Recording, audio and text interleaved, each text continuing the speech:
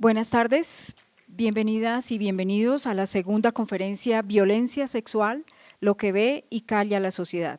El ciclo internacional de conferencias es una iniciativa liderada por el Espacio de Arte y Memoria Fragmentos, la Red de Mujeres Víctimas y Profesionales, la Unidad de Investigación y Acusación UIA de la Jurisdicción Especial para la Paz, la Organización Internacional para las Migraciones OIM y las Universidades Central y Nacional de Colombia.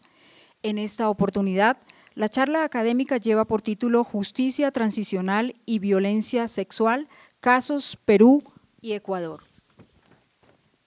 a cargo de la doctora Pasha Bueno Hansen, quien explicará algunos de los objetivos de la justicia transicional, la importancia de incluir la violencia sexual dentro de las comisiones de la verdad desarrolladas en América y los casos específicos de Perú y Ecuador.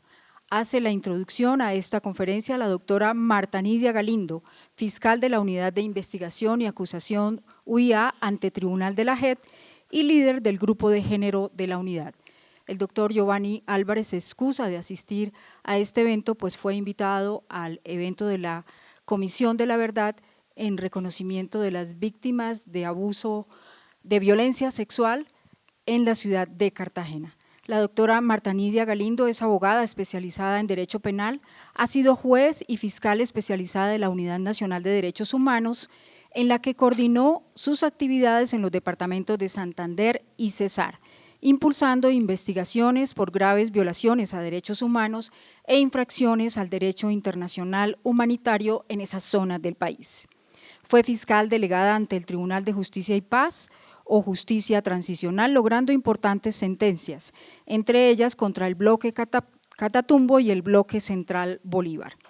En la actualidad hace parte de la Unidad de Investigación y Acusación como fiscal delegada ante el tribunal y es líder del Grupo de Enfoque de Género y Enfoques Diferenciales. Damos la palabra entonces a la doctora Marta Nidia Galindo. Muchas gracias. Buenas tardes a todos y todas. El día de hoy continuamos con el proceso que la Unidad de Investigación y Acusación inició en alianza con Fragmentos, Red de Mujeres Profesionales, Víctimas y Profesionales, OIM, las Universidades Nacional y Central, con el que se pretende propiciar espacios de aprendizaje y reflexión que generen debates sobre el abordaje de uno de los delitos que ha causado mayor impacto en las mujeres y en la sociedad durante el conflicto armado, como es la violencia sexual.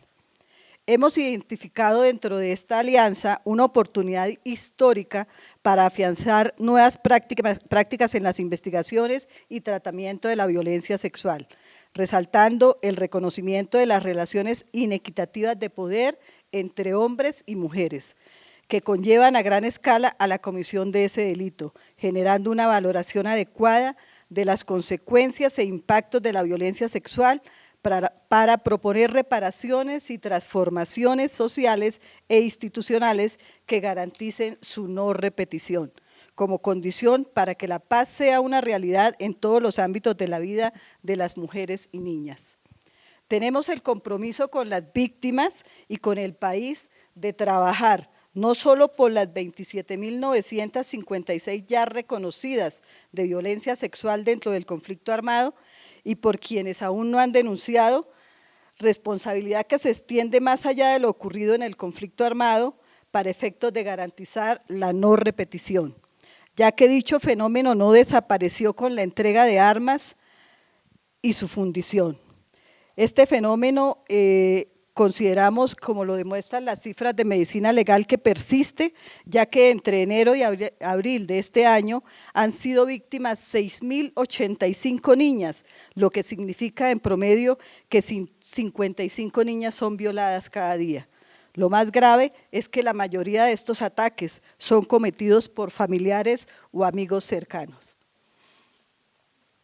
Estos espacios en los que participamos de forma simultánea entidades del Estado, víctimas y organizaciones académicas y expertas internacionales, generan debates que esperamos se reflejen en acciones institucionales concretas, que incluyen la construcción de conocimiento necesario para transformar nuestras ideas, creencias y prácticas que en últimas son las que garantizarán nuevas formas de actuación institucional frente a las víctimas de la violencia sexual. Para terminar, es importante mencionar que la justicia en sí misma tiene que ser un proceso reparador en el que la unidad y la JED estamos comprometidos. Por eso estamos trabajando en el diseño e implementación de investigaciones que no estigmaticen a las víctimas, que garanticen su acceso a la justicia transicional en condiciones de legalidad y con un trato digno.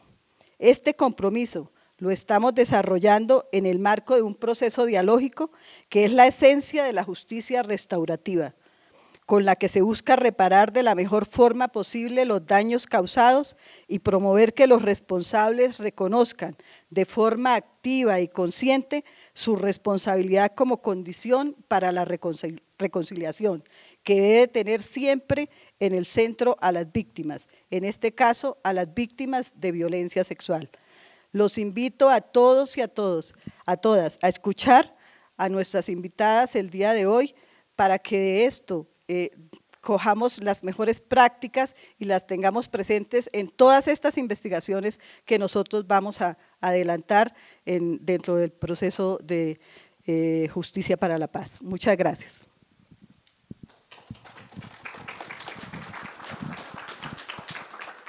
Gracias, doctora Marta. Continuamos con la intervención de Ángela María Escobar de la Red de Mujeres Víctimas y Profesionales.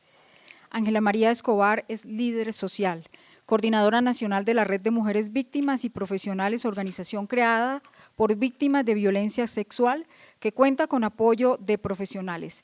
Esta organización promueve el empoderamiento de las mujeres víctimas de violencia sexual en el marco del conflicto armado y promueve entornos seguros y protectores para las mujeres, niñas y adolescentes como mecanismo social para prevenir la violencia sexual y la violencia de género. Además de fomentar la participación de las mujeres víctimas en el desarrollo y la consolidación de la paz en Colombia.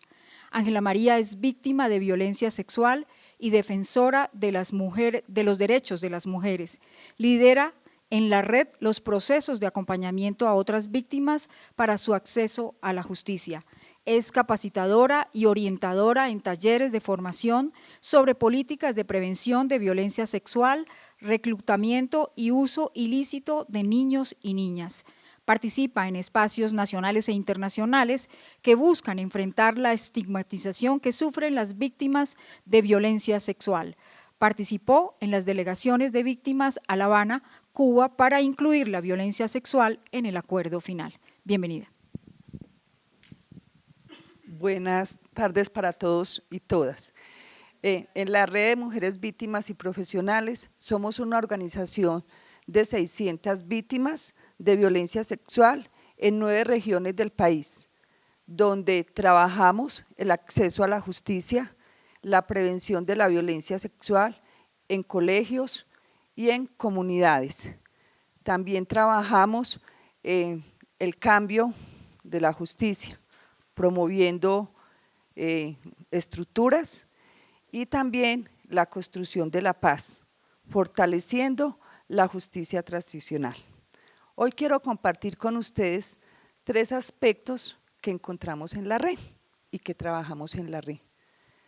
Identificamos que la violencia sexual es el resultado del abuso del poder, de las relaciones del abuso del poder. En la guerra, por las estructuras militares. En los colegios, el abuso de los profesores. En la casa, el abuso del poder de padres, hermanos, tíos, etcétera. Y en la comunidad tenemos miles de casos, cantidad de casos de todo este tipo de abuso de poder en los colegios, en la casa y en la guerra. En la red también identificamos que no fuimos culpables de lo que nos pasó, que nuestros cuerpos fueron utilizados, primero en la guerra para sembrar terror, y en las comunidades, en la casa y en el colegio, donde no tuvimos la oportunidad de decidir. Fueron ellos que decidieron qué hacer con nuestros cuerpos. La violencia sexual no es solo el resultado del machismo, es también, sigue pasando porque la institucionalidad no hace nada. Identificamos que muchas veces funcionarios y funcionarias siempre nos hace sentir como culpables. Quiero compartirles la experiencia de una niña indígena donde fue a la comisaría con su padre y su madre a denunciar y lo que le dijeron era que no había pasado nada, que el papá ya prometió que no iba a volver a pasar. Muchas veces ocurre también que las mujeres tienen todavía el miedo de ir a denunciar porque el funcionario es amigo del victimario. Más se demora a salir de la fiscalía para ya el victimario estar preguntándole que qué estaba haciendo en la fiscalía. Esto también nos ha llevado a levantar la voz, a perder el miedo, también a demostrarle a una sociedad, a una familia y a una institucionalidad que nos ha estigmatizado, que nos ha hecho sentir culpables. Esto también nos ha servido para botar ese miedo, levantar la voz con dignidad y seguir en una lucha continua del acceso a la justicia. Para mí, para nosotras, el continuo de la violencia sexual es permanente en la vida de las mujeres, porque siempre estamos sometidas, hablo por las casas, donde creemos que estamos más seguras, mentiras, es donde más violencia sexual se vive. Y seguimos sometidas y seguimos en el continuo de una violencia sexual permanente. Muchas gracias.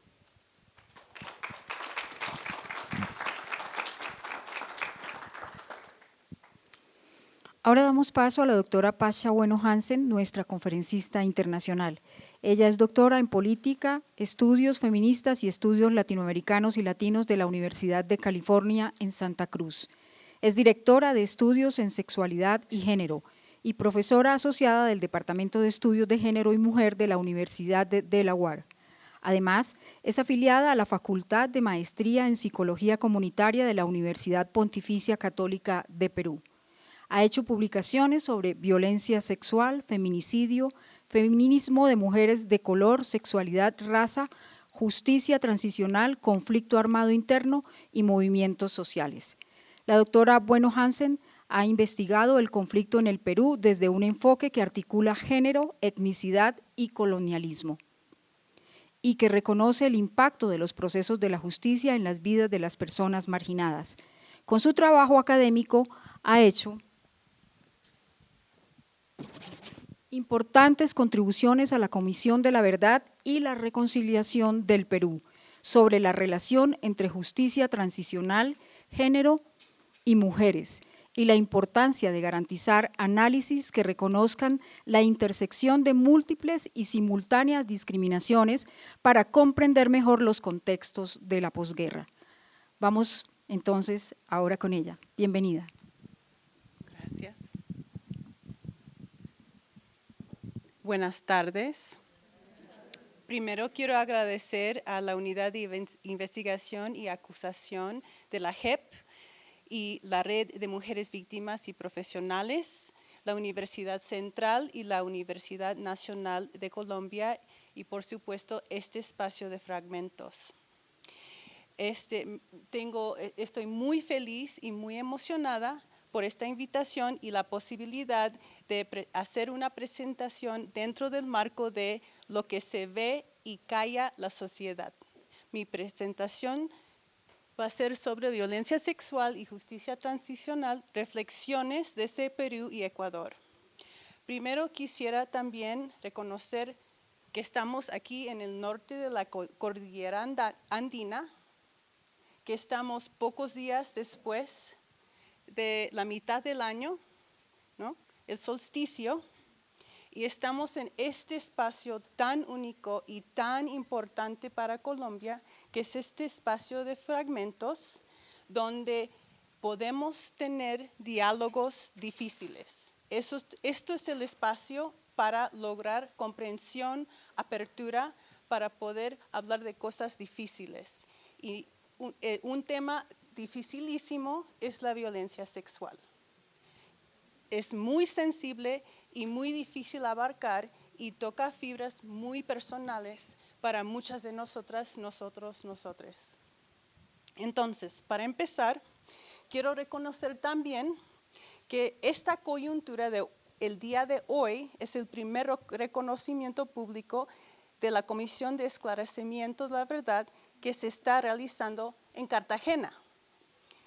Decidieron poner las luces en una de las violencias más invisibilizadas y calladas el día de hoy, en Cartagena. Entonces estamos coincidiendo en este momento con un evento único, particular e importantísimo en este país. Mi proyecto actual que estoy ahorita investigando es la inclusión de las poblaciones LGTBI en los procesos de justicia transicional y el papel de los movimientos sociales LGTBI en Perú, Ecuador y Colombia.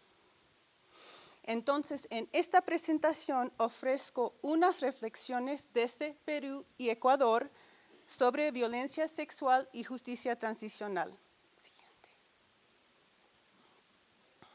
El orden de la charla va a ser que voy a ofrecer una trayectoria internacional, una mirada, un resumen rápido de la trayectoria internacional de la lucha por los derechos de las mujeres como derechos humanos. Voy a hablar un poquito del marco legal de violencia sexual y el Estatuto de Roma que se estableció en 2001. De ahí voy a regresar a lo regional y voy a ofrecer unas reflexiones sobre los casos de Perú y Ecuador y voy a explicar un marco conceptual para comprender la amplitud de violencia sexual y la totalidad de las víctimas. Y para cerrar, voy a hacer una reflexión sobre el desafío actual de reconocer todas las víctimas de la violencia sexual para lograr una verdad y una justicia inclusiva. Siguiente. Entonces, para empezar este recorrido, empezamos con las 4 conferencias mundiales sobre la mujer, que empezó en 1975 con lo que es la conferencia en México, en la Ciudad de México, que inició un diálogo mundial sobre la condición jurídica y social de la mujer. En esta conferencia también coincidió con el Decenio de las Naciones Unidas para la Mujer. En 1980, 5 años después, siguió con el encuentro, la conferencia en Copenhague, y después en Nairobi en 1955, donde hicieron una evaluación de los logros del decenio en términos de igualdad, desarrollo y paz. Y para cerrar, en 1995 en Beijing, hicieron la última conferencia donde establecieron la plataforma de acción y dentro de esa plataforma de acción destacaron el tema de la violencia contra las mujeres. También hay que destacar que en la Conferencia Mundial sobre Derechos Humanos en 1993, ahí lograron reconocer los derechos de las mujeres como derechos humanos. Hoy en día parece como algo obvio, pero hay que recordar que hace muy pocos años, cuando se logró ese reconocimiento a nivel internacional. Y ahí también se ponen muchas luces y se resalta lo que es la violencia contra mujeres en su forma que daña más, que es la violencia sexual. Entonces, ahí tenemos una trayectoria que nos ayuda a ubicar lo que hoy en día entendemos como la violencia sexual en contextos de conflicto armado, represión política y regímenes autoritarios, que es el marco de la justicia transicional. Siguiente.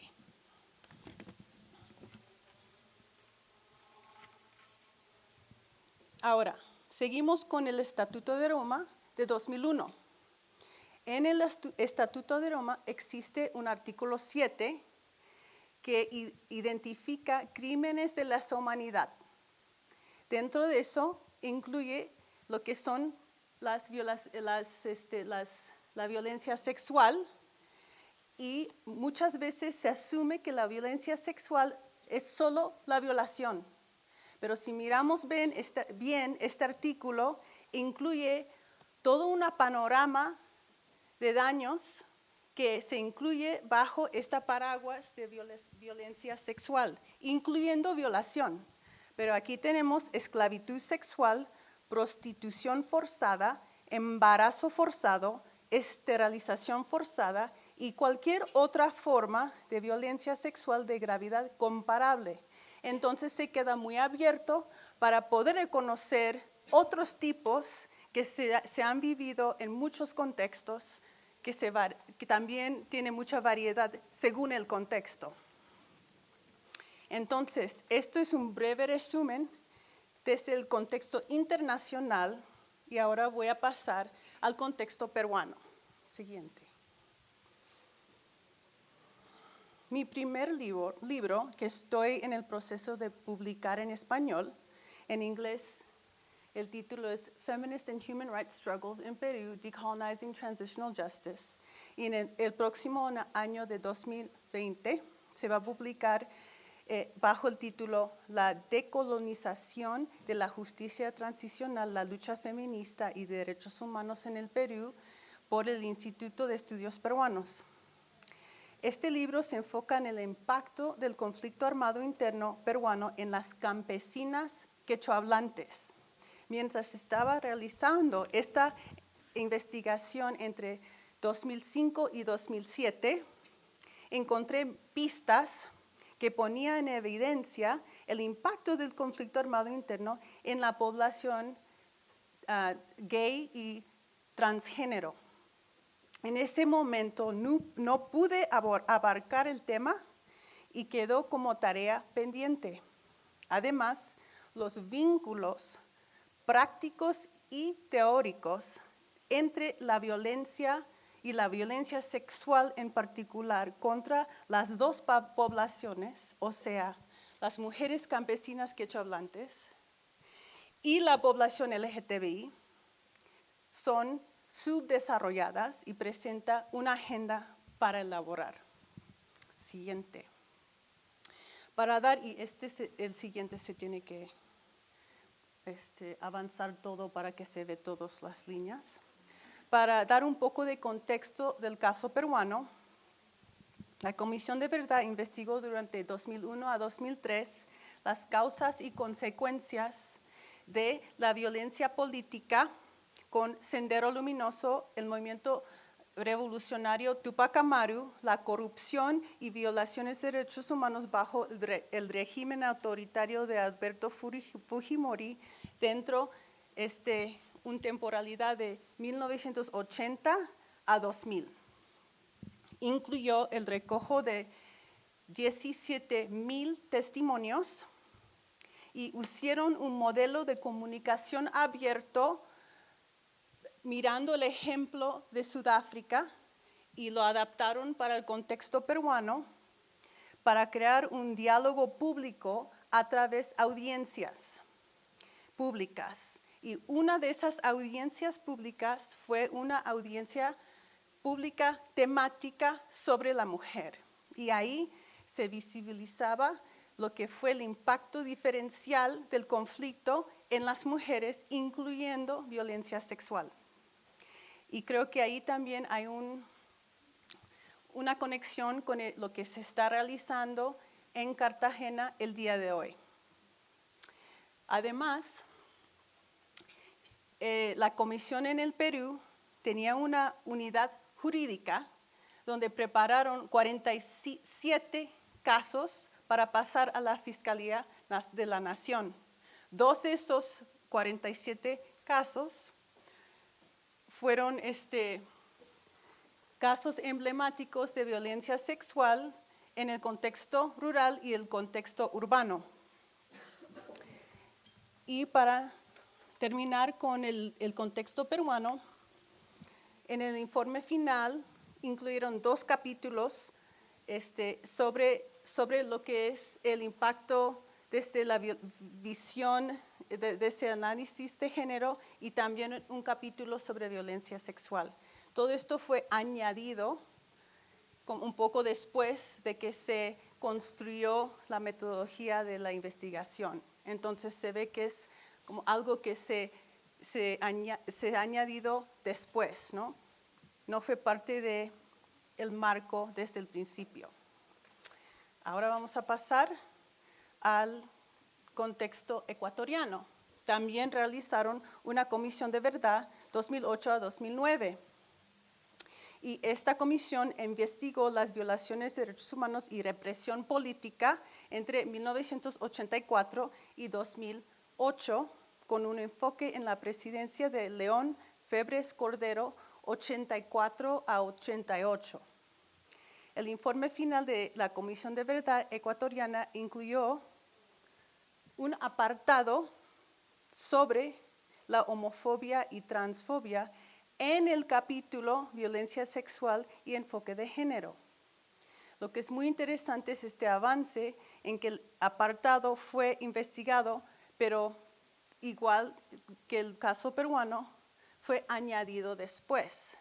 Entonces, en el recorrido de la investigación, se dieron cuenta, igual como en el caso peruano, que había un vacío que no contemplaba lo que es la violencia sexual y el impacto diferencial del conflicto en mujeres y otras poblaciones. O sea, se creaba la comisión y luego se empezaba, o sea, al ver el vacío, como se dice, luego se empezaba a investigar esos temas, pero no al principio la comisión se empezó. ¿Fue así? Exacto. En el caso peruano, ya después de un año, contrataron a una especialista, una abogada, con una capacitación de entender el impacto diferencial de género, ¿no? Y en el caso ecuatoriano, algo muy parecido. Después de empezar, vieron el vacío y contrataron a alguien, una especialista en el tema de género, para trabajar esto. Lo que ella tuvo que hacer es construir una investigación con una metodología aparte, porque no estaba dentro de la metodología de la investigación desde el principio. Hizo algunos grupos focales, entrevistas, pero aquí tenemos esos 2 ejemplos que demuestran que no fue incluido desde el principio.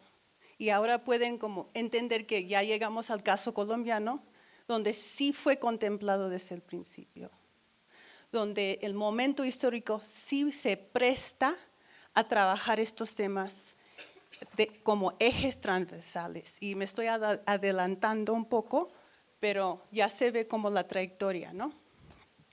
Entonces, lo que se logró en el caso ecuatoriano fue, además de incluir el impacto del conflicto diferencial en las mujeres, la violencia sexual contra las mujeres, también abarcaron lo que fue el impacto, la violencia sexual contra hombres y también población LGTBI.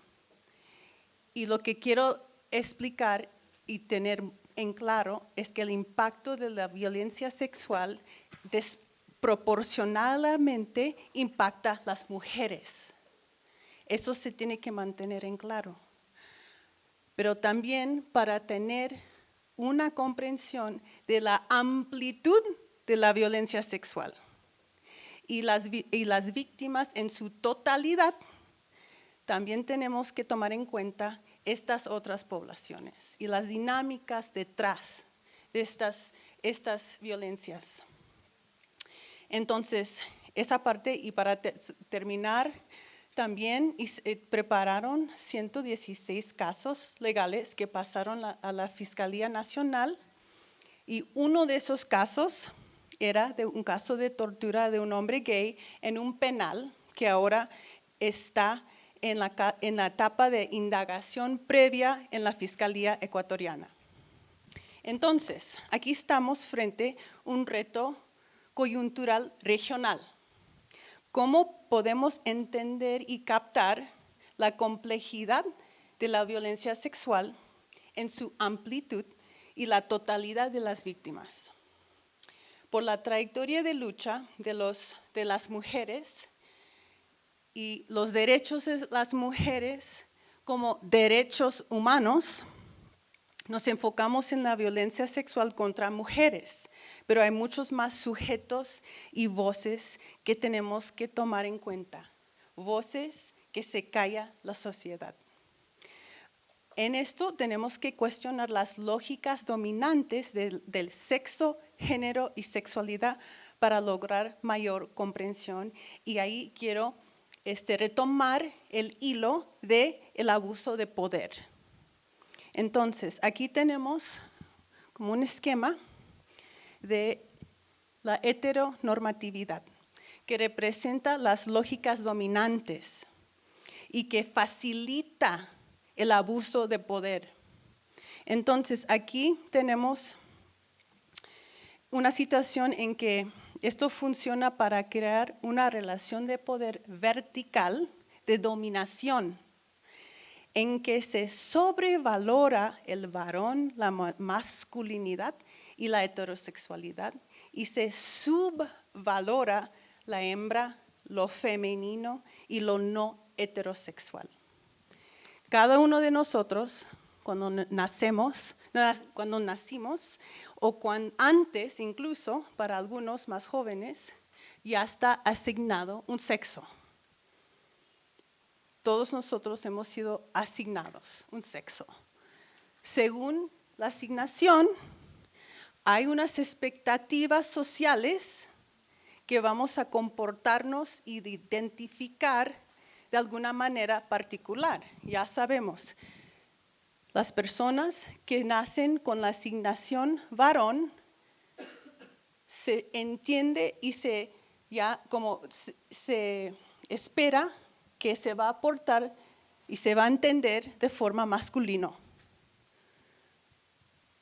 Y las personas que están asignado hembra, ya se asume que se va a portar, que se va a identificar, que se va a vestir y que se va a presentar de forma femenino. Estas son las reglas, las normas que entendemos que es la base del Estado-Nación y todos los institutos y sistemas sociales económicos de salud, de educación, de todo. Y también está sobreentendido que en términos de sexualidad hay una atracción hacia lo opuesto que se entiende como la heterosexualidad, ¿no? Y eso es la base, la norma de la sociedad, es la base y el orden social tradicional, ¿no? Entonces, cualquier desvío de esta normatividad se entiende como una amenaza al orden social. Y ahí empezamos a dar un espacio conceptual donde cabe la amplitud de la violencia sexual y las víctimas en su totalidad. Ahora voy a recorrer 4 ejemplos para poder analizar desde esta mirada crítica a la heteronormatividad. El primer ejemplo, y voy a tomar una pequeña pausa, y para explicar por qué, cómo podemos entender este tipo de violencia sexual contra personas gay y trans a través de esta normatividad. Son personas que se han desviado de la norma. Por ejemplo, hombres gays, mujeres trans, nacen asignado varón. Los hombres gays pueden expresarse de forma masculino o femenino, pero de hecho no participan en lo que es la heterosexualidad.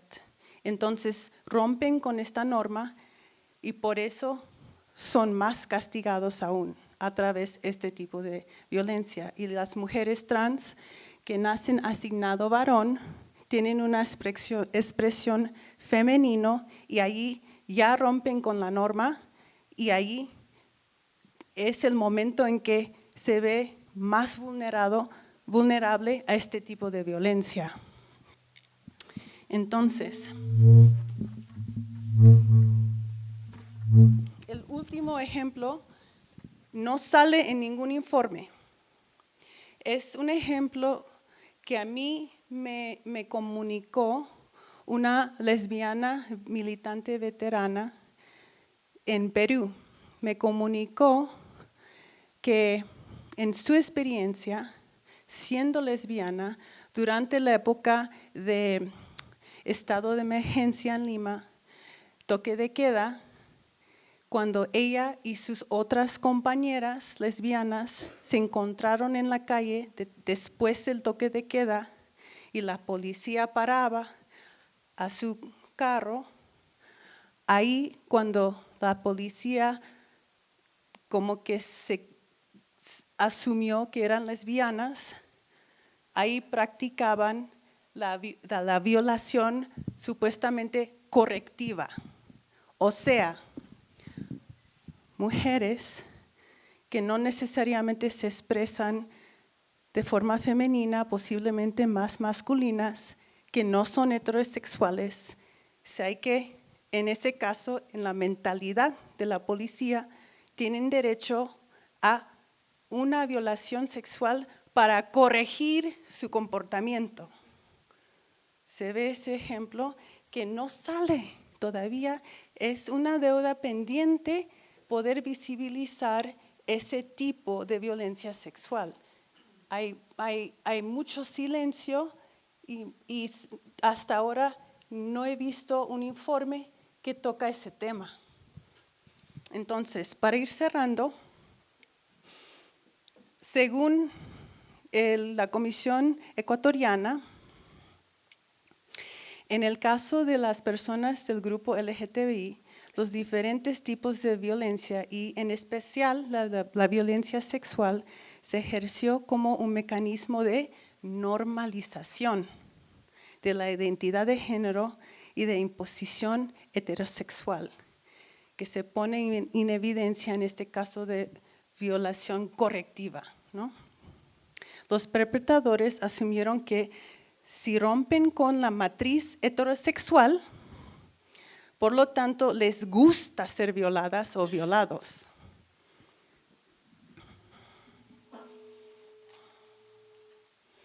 Entonces, para ir cerrando ahora, lo que quiero hacer es un pequeño resumen, si podemos pasar a la próxima.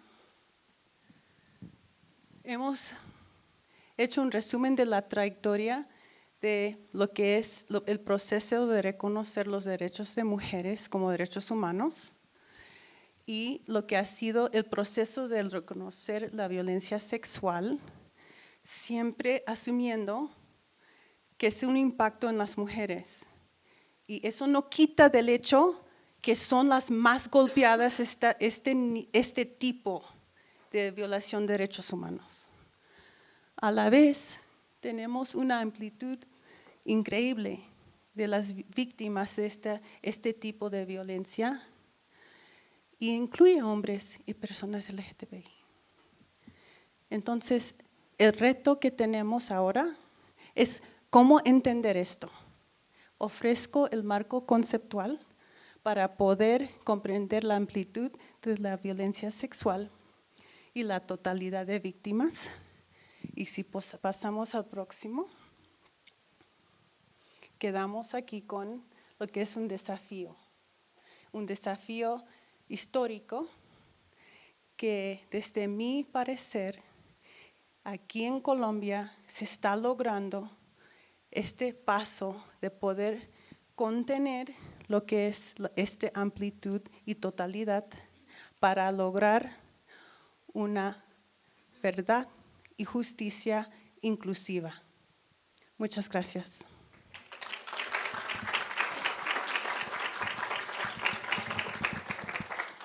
Gracias, doctora Pasha, por su intervención. Ahora abrimos la sesión de preguntas.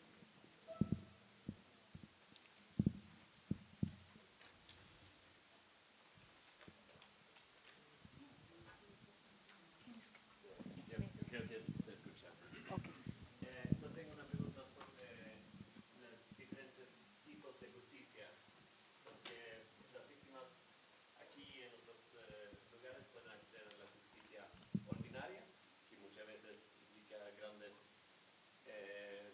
problemas de impunidad, particularmente para la violencia sexual, y también pues las comisiones de verdad y justicia un poco más simbólica que la ordinaria. Y aquí en Colombia ahora hay un debate grande porque hay movimientos en el país que están un poco utilizando la justicia transicional para desvalorar el proceso de transición. Y quería preguntar si había algunas dinámicas parecidas en Perú o Ecuador. De desvalorizar los procesos. Sí, exactamente, de desvalorizar, de utilizar la justicia transicional como una manera de no brindar justicia a las víctimas. Pero en un sistema cuando las víctimas tampoco tienen justicia en el camino. Pues hay poca justicia. Eso entendemos, ¿no? Y hay mucha impunidad. Y lo que diría en el caso peruano en específico, yo diría que hay mucha falta de voluntad política para lograr esta justicia. Y voy a enfocarme, por ejemplo, en el caso de Mantavilca. El Ministerio de Defensa ha puesto todos los obstáculos posibles para no entregar materiales que tienen que entregar para este caso. Esto es un ejemplo, ¿no? Ha habido miles de maneras de dilatar el proceso y cansar a estas protagonistas valientes que están en esta lucha para la justicia, hacerles cansar, desgastar sus energías, poner en los medios cuentos estereotipados que pues ellas lo estaban buscando y qué estaban haciendo en ese sitio y por qué pues básicamente echando la culpa en las mismas víctimas. Entonces, ahí creo que quiero contestar la pregunta de forma más amplia y obviamente mirando el contexto colombiano, ya mucha gente ya ha comentado que el clima político no es el mejor para avanzar con la justicia, especialmente en la cuestión de violencia sexual. No hay es el opuesto de la voluntad política, es una cierre política, está cerrando la oportunidad política para trabajar estos temas. Entonces, es un escenario muy difícil, pero igual se puede avanzar algo y entender que esto es una lucha de larga duración y que lo que se logra ahora son los pasos que pueden ser los pasos de la fundación de lo que se puede lograr hacia el futuro.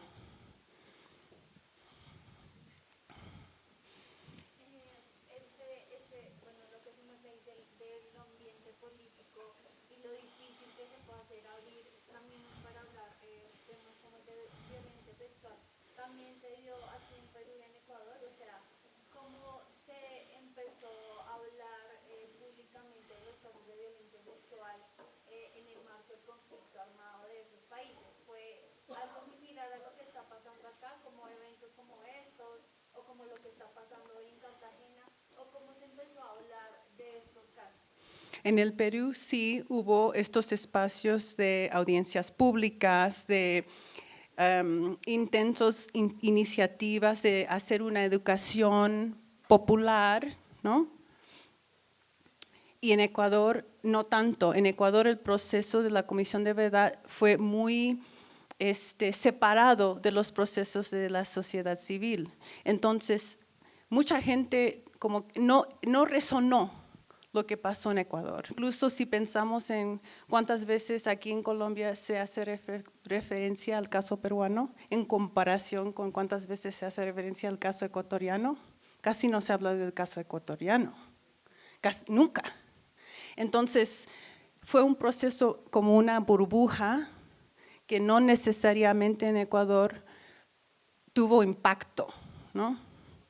Pero en Perú tuvo más impacto, pero todavía en general muy poco impacto. Y bajo una situación de mucha tensión entre la gente que defendía las prácticas de, por ejemplo, Fujimori, aunque sea violaciones de derechos humanos, porque acabó con Sendero Luminoso, sea como sea. Entonces había mucha gente, y todavía hay mucha gente que apoya la forma en que se acabó con el terrorismo. Entonces hay esta lucha de larga duración desde pues, gente de la sociedad civil, gente con sensibilidad que tienen puestos cargos políticos, gente, por ejemplo, que están en los procesos que siguen en la reparación, siempre van avanzando, pero trabajo de hormiga, no necesariamente que se ve en todas partes.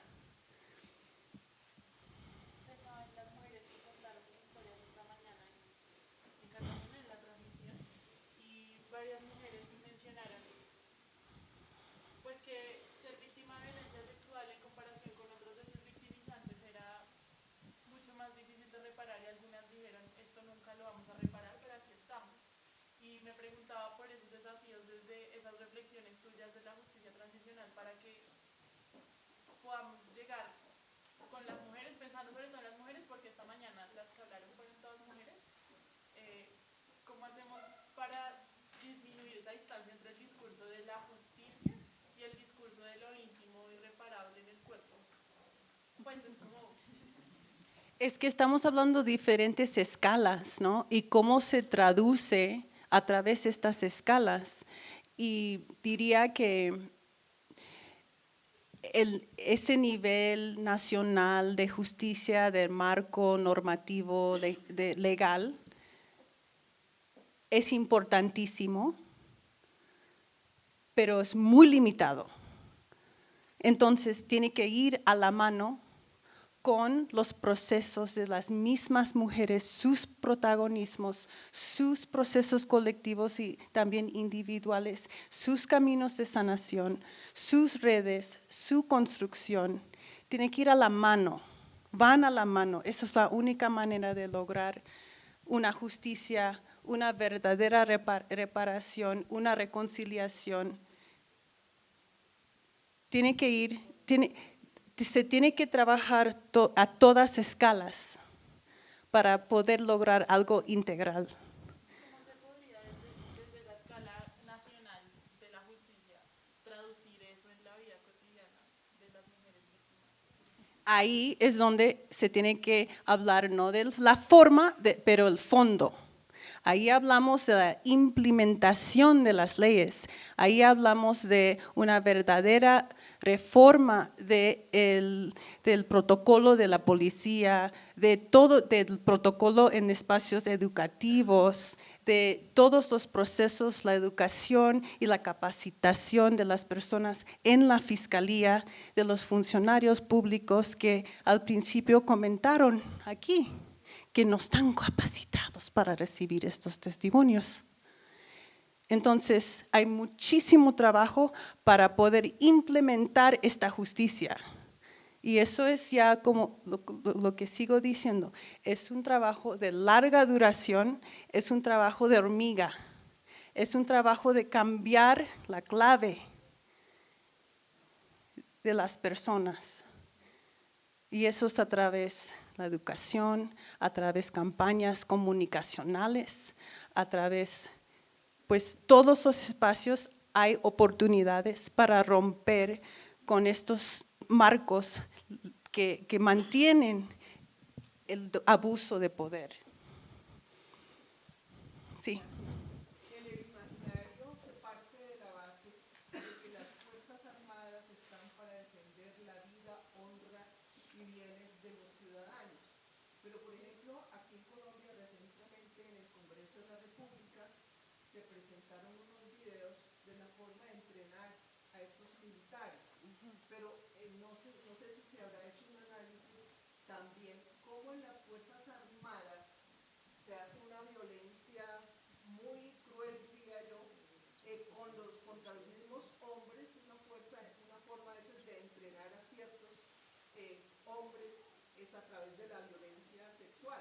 Incluso recientemente también vimos cómo en la policía se dio una situación que llamaron un cartel, bueno, en fin, contra hombres, y también se ve cómo a las mujeres que están en la policía se las agrede. O sea, en el ejército y en la policía colombiana se ha visto muchos casos de abuso sexual y se siguen viendo, y hoy por hoy en Colombia, por ejemplo, ya no se volvió a hablar de lo que sucedió en la policía con algunas personas, algunos hombres, y lo que sucedió también recientemente con unas mujeres.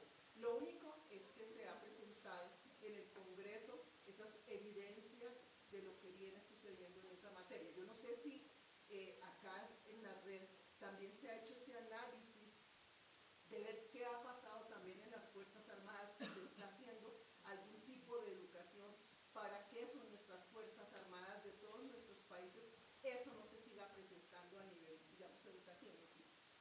No sé. Eso es un punto muy importante y recién se está elaborando un análisis de la masculinidad militar. Y voy a recurrir a lo que es el caso peruano y que ahí se ponen en evidencia los casos de violencia sexual a las mujeres entre los bases militares, en que todos los soldados eran obligados a violar a esta mujer.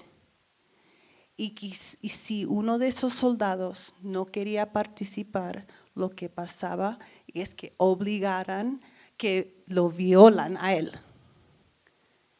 Entonces tenemos que pensar bien en el por qué. ¿Para qué sirve este manejo de violencia sexual dentro de la lógica de la formación militar de sus tropas? Y ahí lo que se entiende a través del trabajo de varias personas, que también tengo algo escrito en mi libro sobre esto,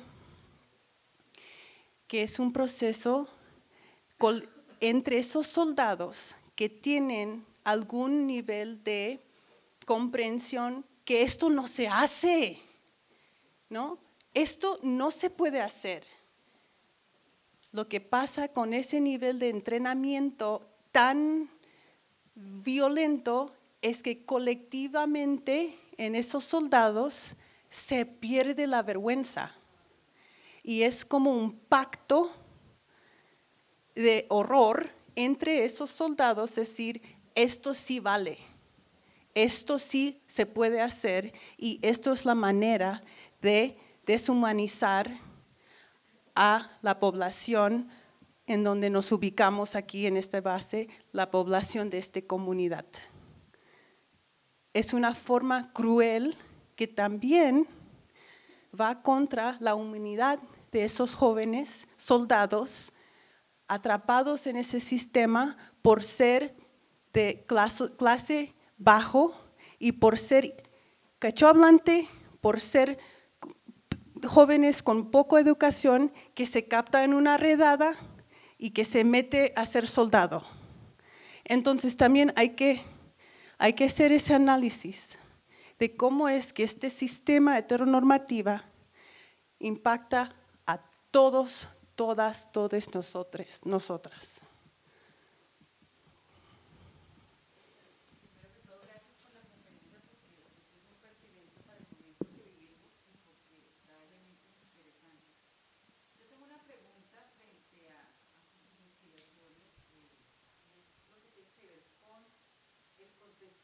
personal y colectivo de estas víctimas. Y lo planteo porque me imagino que son comunidades tradicionales, no sé si son campesinas, quechohablantes o si son indígenas. Y creo que, porque lo vemos en Colombia, para estas poblaciones es mucho más difícil hacer visible la violencia sexual. Para las mujeres indígenas dentro de sus comunidades, en sus organizaciones, es muy difícil todavía. Y pues para población LGBTI, que sea indígena o que sea de comunidades afrodescendientes, por lo menos en Colombia también es muy difícil. ¿Eso lo trabajaron, lo abordaron en la Comisión de la Verdad? No, en Perú no. No, en Perú tocan ese tema un poquito. En Ecuador no tanto. Pero yo creo que ahí hay varias cosas. En el Perú hay una cosa particular, es que en las comunidades andinas en el Perú, quechohablantes, no necesariamente se identifican como gente indígena, se identifica como campesina, campesino, comunera, comunero. Y eso es por el propio trayectoria de la reforma agraria y la forma en que se puede ser visible ante el Estado. Eso está cambiando también porque con los cambios se va abriendo la posibilidad de ser visibilizado como indígena en los Andes, pero históricamente, tradicionalmente, por eso digo personas quechohablantes, campesinas, campesinos, ¿no? Para respetar la manera en que ellos mismos se identifican, primeramente.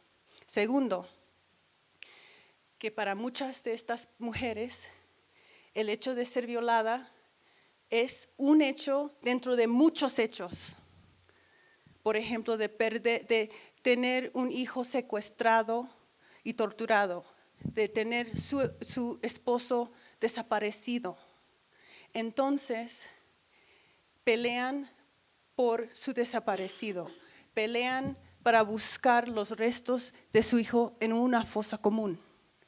Y el hecho que fue violada es obviamente un daño personal muy difícil, pero hay muchos más daños que son para muchas de estas mujeres más prioritarios, que quieren luchar por estas familiares y que esto se queda como guardado.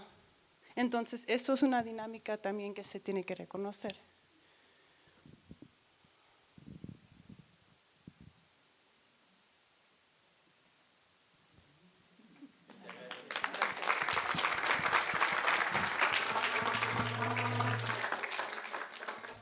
Muchas gracias, doctora. Para el cierre de la segunda conferencia internacional del ciclo Violencia Sexual, lo que ve y calla la sociedad, damos la palabra a Christine Marlin, anfitriona de esta reunión en el espacio de arte y memoria Fragmentos.